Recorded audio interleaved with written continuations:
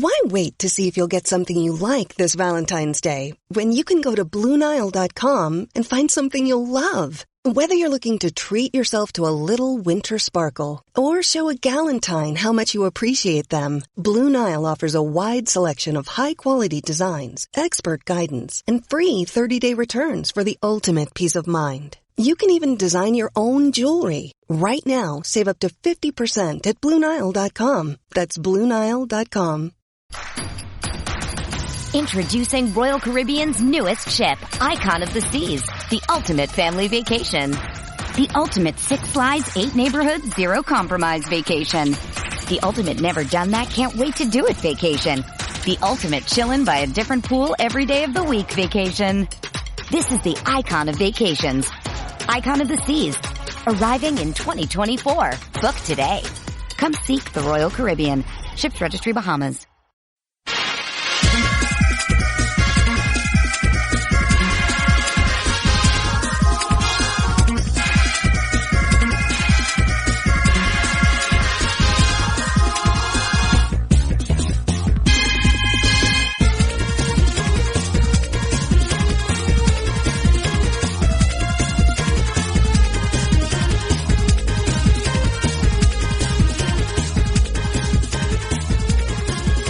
Hello again, hockey fans. Are you ready to brave the wild with me, your buddy, Paladino Joey Awajan? Well, it is episode number 39 today of the aforementioned Brave the Wild. It is Friday, once again, like it always seems to be with Brave the Wild, February 12th, 2010. Well, I was expecting to review just 2 games today. But first and foremost, Brave the Wild is available on thesportstuff.com and on iTunes. I thank each and every one of you always for downloading and listening to this show. It means a great deal to me. Also, Minnesota.nhlfansite.com, Minnesota.nhlfansite.com. Do check that out. Also nice enough to put a link to Brave the Wild on the left-hand corner of that website. Appreciate it very much, and a very cool website indeed. Now, as I was saying before I rudely interrupted myself, go figure, I was expecting to just review, 2 games today.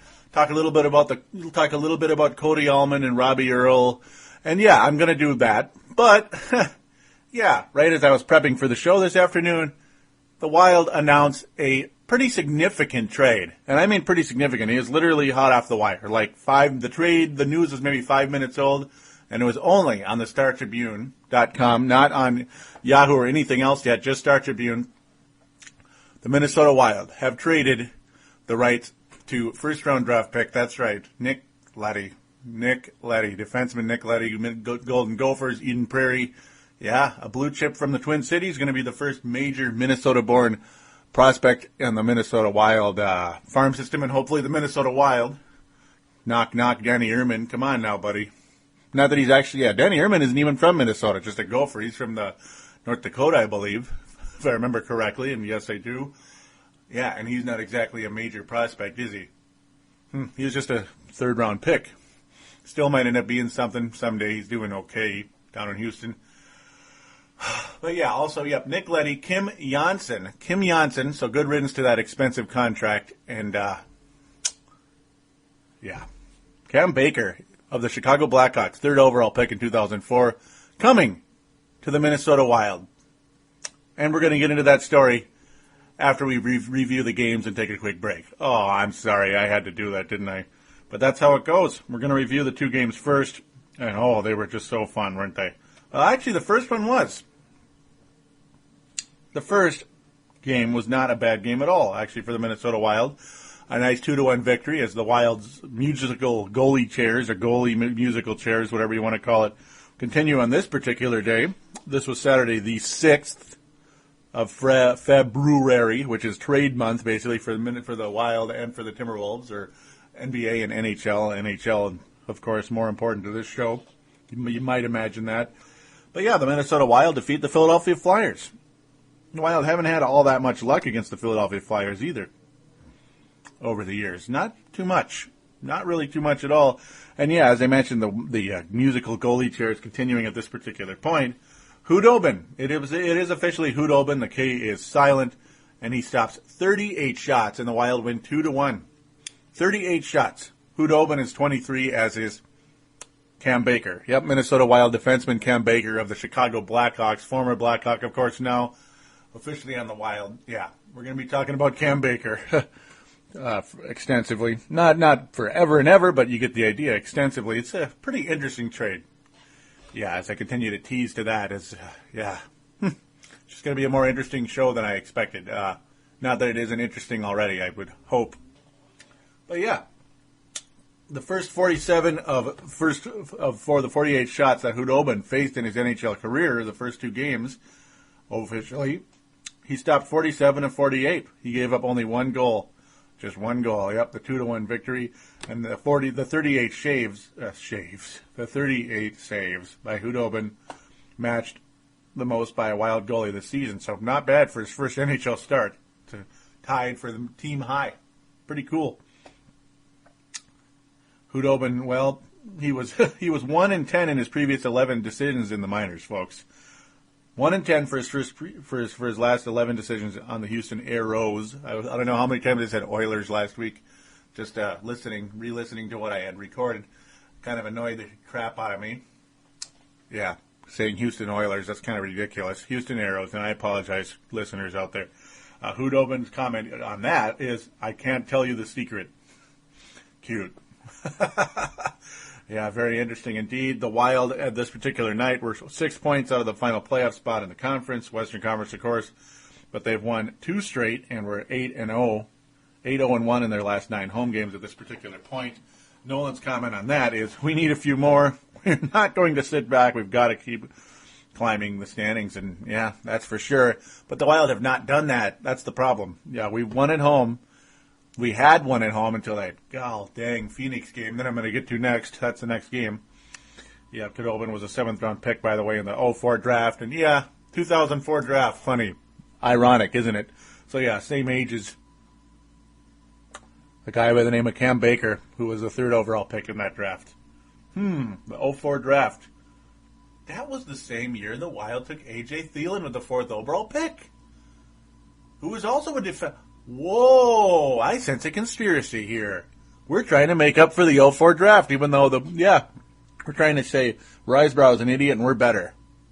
Yeah, actually, I don't know if they really even have to do that with already trading away an imbecilic 4th overall pick, Pouliot, for Latendresse. That's looking pretty good. Not that Pouliot's doing horrible in Montreal, but I think Latendresse is looking even better on the Wild, as I continue to digress all over the place. Yeah, Philadelphia Flyers hit the post a few times in this game. As mentioned, it was a 2-1 game. Mike Richards, the leading scorer of Philadelphia, chimes in saying it's frustrating. We're getting the opportunities. We just lack the scoring touch. Yeah, it sounds like the Wild most of the time. They're hitting posts. And then the posts that come out, the posts come out, of course, like they have a scoring chance and the net comes out. And it's like, could drive anybody crazy. They hit a couple posts against Hudobin. But, Hudobin just hung in there great. It was fantastic. As he chimes in again, probably the coach said, the young goalie, this is young goalie. I love how he talks. Rookie, just warm him up and shoot from everywhere. Maybe he will let them score. And, he didn't. Hudobin didn't let them score. Just gave up that one goal early on. It was actually late in the first period, but early on in general. Very interesting little deal there as Cal Clutterbuck made a nice play and an unassisted goal. It's 11th of the year. And then Carcillo with his 8th goal of the year, a mere 24 seconds later. Just crazy, or 26 seconds officially. Yeah, just back-to-back, boom, boom in that first period, late in the first period. And then after that, the Wild just kind of hung on for a while. Not a very exciting first period for the Wild. They only got 7 shots on goal to Philadelphia's 17. As mentioned, Philadelphia was going crazy early on. Just couldn't get anything going. It was pretty much in the Wild zone the whole first period. Second period was a different story. Hudobin stopped 10 shots in that period. The Wild put 16 shots against Leighton of the Philadelphia Flyers, and only one went in. Luckily, it was a good play, of course, on the third line.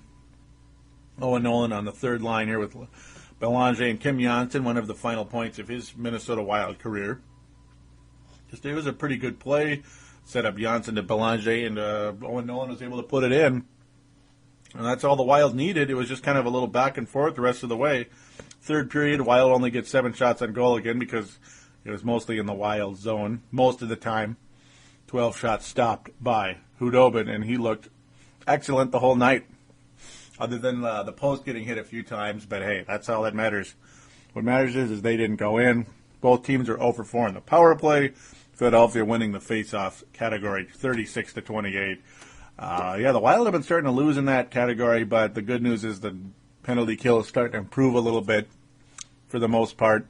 Unfortunately, the power play is just up and down. I don't think it's going to be just spectacular right now. They hope that Cam Baker, who could be a kind of a lot on dress type of situation, so we'll get into that shortly again. I keep bringing that up, and I can't help it. It wasn't the greatest game of all time, but hey, when you see a nice young goalie like that step up, that's a good sign, and it shows that the cupboards aren't quite as bare in Houston as we may have thought, at least on the goalie side of things. And with Backstrom's outrageous contract, I think it's too high, especially in this new salary cap era, how the salary cap is supposed to shrink. Yeah, I got to tell you, folks, I don't think Backstrom's going to play out his contract as a Minnesota Wild. I just don't. So I'm going to call that the end of that. Final notes on the game, as it was the Wild's first win against Philadelphia in 5 meetings, dating back to a 2-0 home victory, February 12th, 2003. That's a long time ago, and why does 03 keep coming up? As the Wild are 14-0-1 this season when leading up for 2 periods, where Philadelphia is the exact opposite. The reciprocal, as people like to say, the mathematical version of it, 1-16 when trailing after 2. Whew! Harsh. So, yeah, the Wild and Philadelphia, the stars aligned for this game to finish as it did. 2-1 victory, Minnesota, last Saturday. Lots of fun to watch that one in HD, as I don't always get to see HD, I hate to say. That looked fantastic, though. Paul Tunovich, Canada, thank you for that if you're listening. As the Wild, this was just the other night, Wednesday, the 10th of February. Home game against Phoenix Coyotes. And it's like, will the Wild ever beat the Phoenix Coyotes again? As I bring up a million times over, the Wild can't beat the Phoenix Coyotes. And in the past, it was the opposite. Marian Gaborik used to own this team. He owned this team more than anybody in the whole NHL. Of course, Gaborik had some promising seasons earlier in his career. And my God, were they ever promising against the Phoenix Coyotes.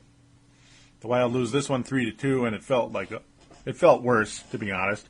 So they did lose they did lead 1-0 on a power play goal.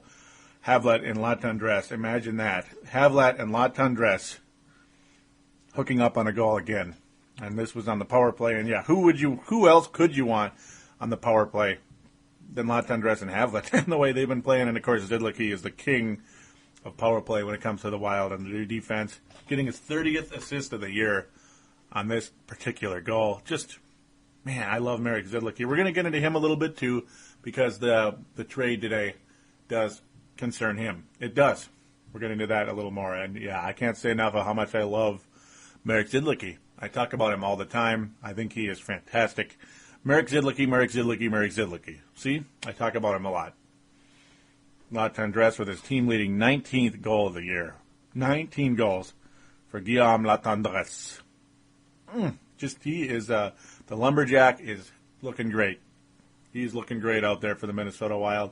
And when the Wild score early at home against the Phoenix Coyotes, regardless of how good the Phoenix Coyotes have been, Coyotes, I'll just say it that way from now on. I've been saying it wrong. Phoenix Coyotes. When the Wild score early against the Phoenix Coyotes in the power play at home or away, you think, hey, I think we're probably going to win this game. This is a really good sign. It's very encouraging because the Coyotes' defense has gotten significantly better with this new coach. He's done a wonderful job over there. No, it just totally shifted the other way. And Martin Hanzel's goal, which is 5 minutes later, it was a decent play, a good play, nothing spectacular. As Phoenix, there is nothing spectacular about the Phoenix Coyotes. But when it's 1-0 after the first period, nothing exciting. Neither team shot in the double-digit shots on goal in that first period. By the way, the power play numbers of the night, Phoenix was 0 for 2. They only had 2. This was a pretty disciplined game, and it went very quickly. Only 4 power plays in the whole night, and of course the Wild did convert on one. So good special teams night again for the Wild, and Phoenix winning in the faceoff category. The Wild lose in that category again. Interesting. 31-22 there. But the Lombardi goal. Now this is when it's just like, oh, come on! What was that? Lombardi goal. Now he was at a pretty tight angle, right? Pretty tight angle, way to the side, almost kind of. Gosh, what would be the angle? Man, I don't even know. I'm not the greatest with that type of math, really, but the angle was a pretty tight angle, and it just went right over Backstrom's shoulder. And by the way, Backstrom is back with the Wild. Oh, goody. With how poorly he'd been playing for the most part. Yeah, it's good to have him back, and he's the franchise goalie and all that, but just did not look good at all on this blow. At all. Horrible. It just went right over his shoulder. Backstrom just kind of put his hand up, and the puck just went whoop right past it. And it's just like, oh, come on. And I know Lombardi, it's just like, occurs against the Vikings. Why is that happening to the Wild too now? What's going on here? The Wild Vikings can't seem to put their hands on that Lombardi trophy. Well, Phoenix Coyotes looking good here with this guy, and it was pretty frustrating. It was pretty frustrating indeed to watch that happen. It just went right over Backstrom's shoulder. Not a pretty sight at all. Not a pretty sight at all. And then the third goal was even worse. As the second period, the teams just kind of traded shots. Wild couldn't finish anything. Phoenix got 14 shots on goal. The Wild the Wild did get 10 shots on goal. They had their chances, but couldn't capitalize. Phoenix is just, their defense is too good. And Brizgalov, he is just turning into a really good goalie over there in Phoenix. He has been good for a while. By the way, Zednik Mahalik, remember him? Former Minnesota Wild player, defenseman. Still there. He's still there, and he's still doing pretty good. Of course, Shane Doan is still there as well. The third goal, though, was the flukiest goal of them all. Just ridiculous. It ended up getting credited to Radim Verbata. 20 goals there for the Phoenix Coyotes. Yeah, the puck basically went up in the air, bounced off the net, bounced off the net, and went at a back angle and bounced over the goal line. It still had a backspin to it, believe it or not, but the puck went over. The puck had already cleared the line, I guess you can see. Yeah, it cleared the line, landed behind the line, so it was a good goal, and then bounced forward because of the backspin. Just not the Wild's night in any way, shape, or form. That was the flukiest goal ever. It's just like, come on. I don't know who to blame on that one. I think it's just that was just a bad luck play. And as poorly as Backstrom has been playing, he wasn't horrible in this game. Both teams had 31 shots on goal, by the way. Just a bull crap goal, though. And, of course, it was the right call. It was a good goal. The ref was just pointing down, yep, that went in. That went in. It was just basically a scramble. There was really hardly a shot. It just bounced in, basically. It bounced off the net and in. Off the top of the net, by the way. Yep, way up and in. Oh, my God! That's pretty much the story. Like, you're kidding, right? You serious? Yeah, I'm serious. It was a real goal. It really happened. Horse pocky. The Wild try to do everything they can to score, and Martin Havlat was able to capitalize with his 14th goal of the year. 2.5 minutes left. The Wild kept trying and trying. Of course, the old empty net thing, and luckily the Coyotes didn't get a fourth goal, but the Wild could not capitalize, and that was all there was to it. The Wild lose the game 3-2, and the Coyotes have swept the Minnesota Wild for the season. Pretty frustrating. Pretty frustrating indeed. Here's a quote by Todd Richards that I'm going to also comment about, too, in a second here. Todd Richards' comment is, we're looking to make that extra pretty pass. Yeah, looking for the empty net. We have to be a team that shoots the puck and goes to the net. Now, this comment has got absolutely, it's kind of it's related to what Guillaume Latendresse did. This was in the first period. Latendresse, he already had scored, of course, at this point. The puck was passed to him. He had a very, very good look at the net. He had an easy shot. No guarantee it's going to go in, of course, but at least shoot it. Instead, he fiddles around with the puck, with his fancy stick handling and tries to pass it to nobody. He tries to pass it to, it looked like Havlet, I can't even remember who it was, but it was way off. There was nobody there because they're like, yeah, he's going to shoot, right? He's going to shoot, let's worry about getting the rebound. No, he just flung it away, and there went a very good scoring chance out the window right there. In a game, you got to score. I mean, Brizgalov was owning the Wild most of the night, and just extremely frustrating indeed. Extremely frustrating. Stupid. Just stupid. Havlet also weighs into the same thing. I mean, it wasn't just Latendresse. It was kind of everybody in this game. It's like, what the hell? Wild probably could have had another 5 to 10 shots on goal in this game because of this. And Havlet, again, as I said, weighs in on it. I think we were creating chances, and we weren't just shooting the puck at the net, Havlet said. We were creating chances, but we weren't shooting at the right moment. We were looking for a better pass at the end of the play. Garbage. The Coyotes also were outshot 8-1 to start the game. Wild, they got a goal in there, but they just won, of course. But it was a good sign. It looked like the Wild are going to have something cooking. They're going to end this losing streak to these doggone Phoenix Coyotes. Didn't happen. Backstrom's quote is, "We started strong and finished strong. If we just play like that for 60 minutes, I think we have a chance." Yeah, that might make a little sense right there. Backstrom is a common sense guy, and that's pretty much his common sense talk right there. Also, final note here is that Chuck Kobasu did practice with the team on Wednesday morning for the first time since suffering that knee injury against the Blues on December 26th. So Kobasu finally looking to return. Pretty much at this point he's just a third or fourth liner. Well, I'd say fourth liner, but he's going to have to compete with Cody Allman, I'm thinking, at this point in time. We'll see what happens with Cody, because we're going to get into him very shortly. We will conclude the game reviews. We're going to get into that big trade right about now.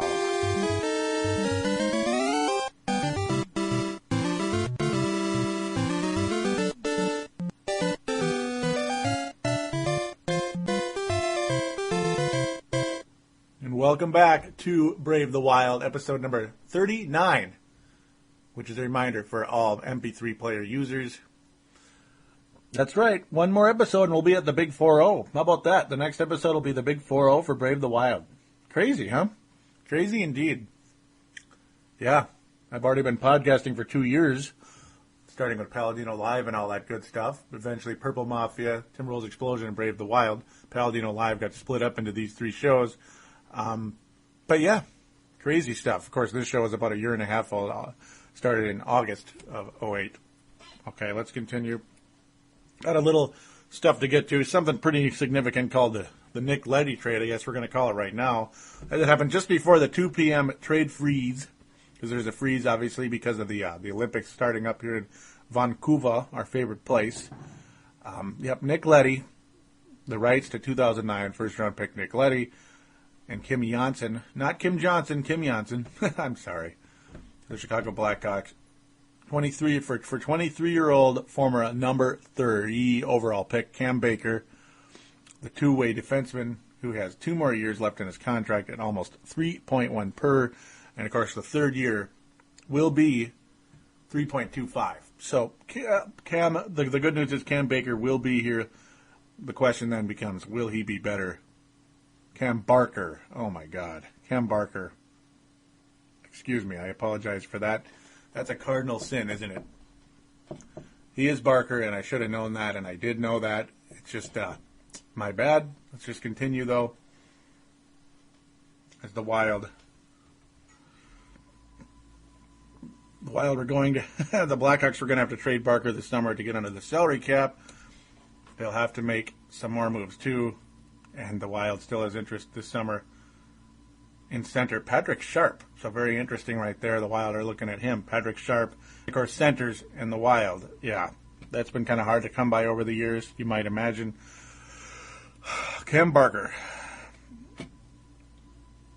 As this 100% means, of course, according to Russo of the Star Tribune, his comment is that he's told by sources the Wild are trying to re-sign Marek Zidlicky before the March 3rd trade deadline, but probably way sooner.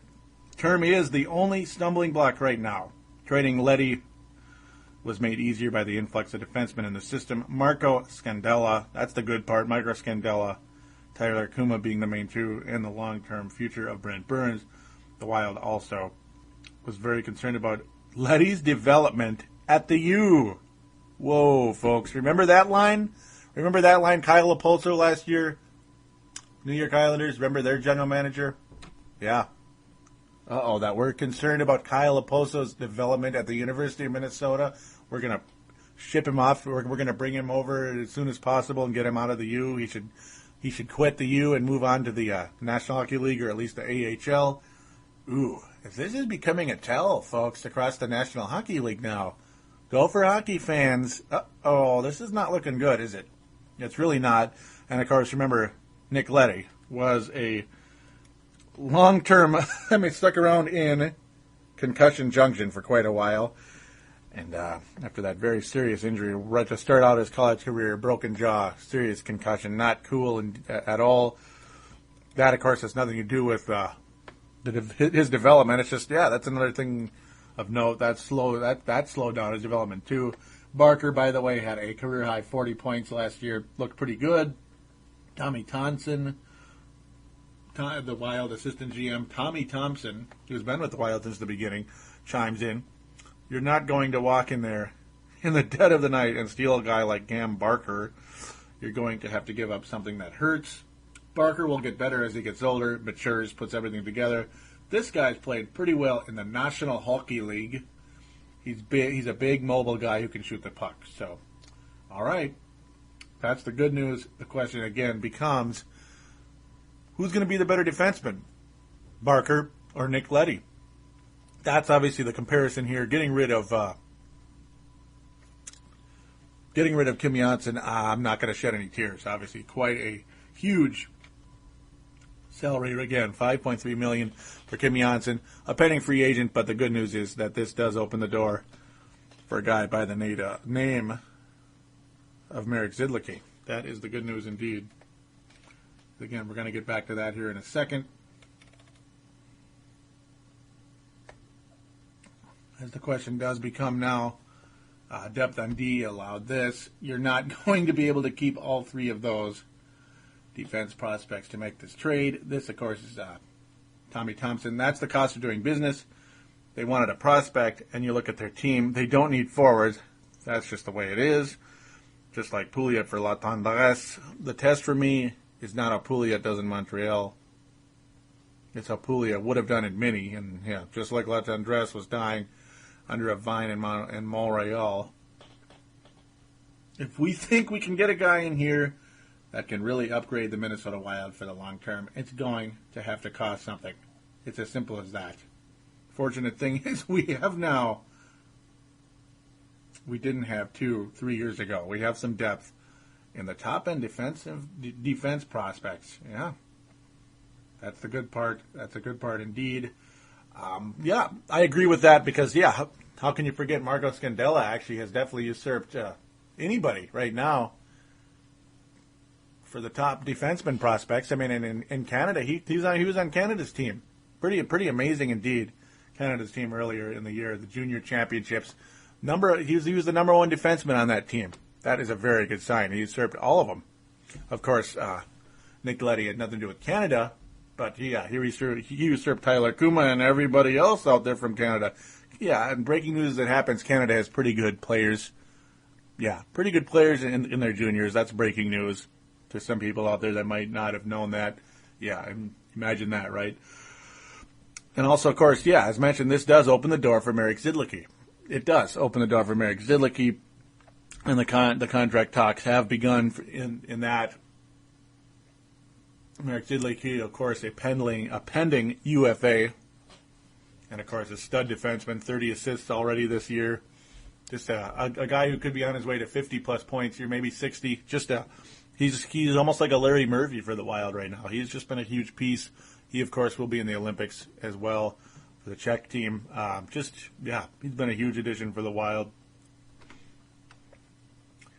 And the talk right now is the only thing really, the one thing holding that deal back right now, of course, that's part of the negotiation process, is the length of the contract. Zidlicky wants it to be more long-term. The Wild probably are looking at maybe 3. Zidlicky probably hoping for a 5-ish. We'll see what happens with that. I can't imagine this new Wild regime is going to try to just sign Zidlicky to a 1-year deal. No. Though the one thing you got to worry about if you sign a 5-year deal, he's 34 years old. He looks fantastic, but he is 34, unfortunately. The clock is ticking. But the good news about that is defensemen tend to last quite a while in the NHL. I mean, you've seen a lot of them last and stay pretty good in their late 30s. Nicky Lidstrom, who could forget him? Larry Murphy. Yeah, Larry Murphy, Paul Coffey. It just goes on and on. Al McGinnis, blah, blah, blah, blah, blah. I mean, yeah, Chris Chelios lasted a little while. Yeah, I told you it's about 86. No. Yeah, I mean, defensemen do tend to last a while in the NHL, and if they're good, they'll stick around. Of course, those guys were pretty high-end, and there's other good ones out there that have stuck around for a long time that aren't quite Hall of Fame, super-duper legend level, but you get the idea. So now we move into the final topic here, Cody Almond. Cody Almond, remember we talked about him earlier, one of the more exciting prospects in the Wild, fairly bare cupboards, how he was injured earlier in the year, the shoulder, and it's like, doggone it, right in September or up into September, right when we were going to get into training camp, Cody Almond gets hurt, so they can't look at him at the particular time. They can't. He may have had an outside shot of making the NHL, or at least been very close to making the NHL. And then, of course, can't start right away in Houston. He just had to get sent down there anyway, though, obviously, because that's where he would have to start once he comes back from a six-week injury. He's done a good job in Houston. Good enough that quirky forward Robbie Earl had a few goals this year, a few lucky bounces, but hey, but not necessarily lucky, but just kind of blue-collar goals by Robbie Earl, the Chicago, Illinois native. Very, very cool, actually, to see somebody like Robbie Earl in the NHL. Very cool indeed. Chicago, Illinois. Cody Almond is now a member of the Minnesota Wild, recalled from Houston. He arrived in the Twin Cities yesterday afternoon and got his first skate with the club this morning. Very, very cool. And he likely could debut with the Minnesota Wild tonight. Very, very cool. Cody Almond.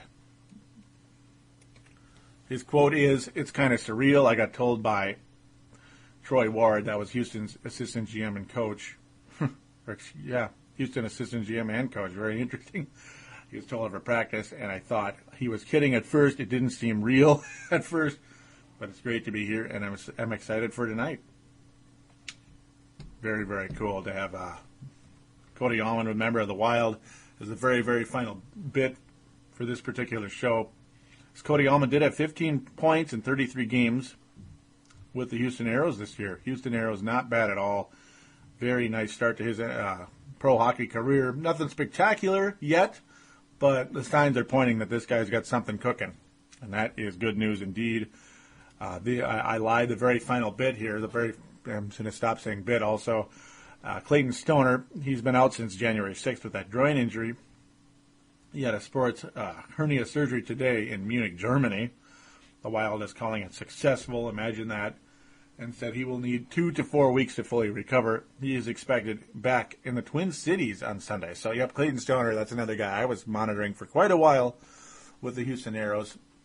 A third-round pick back in 2002. Clayton Stoner, a guy I do like a lot, and hope to see him come to the Wild. That's another defenseman you could say is a little bit of depth in the prospect category and possibly the NHL category. Again, Kim Johnsson gone, replaced by Cam Barker. Going to be very interesting to see how that trade pans out. Who will be better? Who will be better? Because it has nothing to do with Kim Johnsson. It has to do with Barker. And, of course, Kim Johnsson gives them salary cap relief because that $5 million is coming off the books. Good news for the BlackHawks in that sense. We'll just have to see how that turns out. It's going to be very interesting. Some people are a little worried and hoping that Nick Leddy isn't the next Al McGinnis and that Cam Barker isn't the next Kim Johnsson, basically. Yeah, the next Kim Johnsson. Oh, he's a two-way defenseman. Here we go. and he has the stick handling ability of nothing. It's like he's got a hole in his stick at times. You pass the puck to Kim Johnsson, well, the puck's still going, and Kim Johnsson isn't. He's going forward, and the puck's going backwards. Wonderful. Kim Johnsson, yeah, not the greatest move in the history of the NHL. It looked good at the time, but it didn't work out. It just didn't. And I personally am glad to see it end, though, despite the fact in the Todd Richards system, Kim Johnsson looked a heck of a lot better with the Wild this year than he did in the previous years under Jacques Lemaire. Kim Johnsson did look better this year. He even had some power play points this year. Looked pretty good on the power play, believe it or not. But wish him the best, see how things turn out with him in Chicago, and then he'll be a free agent. I don't think he's going to be getting $5 million this time. No, don't think so, and I don't think the contract will be super long either. Kim Johnsson's not young. So that's pretty much it. First and foremost, I would like you to please follow my Twitter, twitter.com/Brave the Wild. That is the Twitter for this show anyway. It's not my personal Twitter, it's the Brave the Wild Twitter. Would like you to please follow it. Twitter.com/Brave the Wild. One word. Please do look it up. Please do follow it, as I tend to tweet during hockey games, and I will tweet tonight against the Atlanta Thrashers. That'll be an entertaining game. I do expect the Wild to win because the Thrashers have never been the kind of team that's a grinded-out defensive team, and those teams tend to give the Wild trouble. And, of course, Ilya Kovalchuk, no longer a member of the Atlanta Thrashers. That was by far their number one threat. So I do think the Wild win against the Atlanta Thrashers. And then the big question is the final game before the Olympics. Can the Wild beat the Vancouver Canucks? Well, they had better. If they want to make the playoffs, they had better. I wouldn't be surprised also, though, if another trade is in the works at some point in time. This one did surprise me an awful lot. Just didn't expect it. Didn't expect Nick Leddy to get traded. Didn't expect the Wild to acquire a 23-year-old third overall pick. We'll just see how that goes. Because Barker only had 14 points so far this year. Could be another La Tendresse situation if it works out in the Wild's favor. We shall see. Also, please do call in to the phone lines, 209-736-7877, 209-736-7877. Leave your name and town and give your opinion of this trade. That'd probably be the number one topic. Give your opinion of this trade.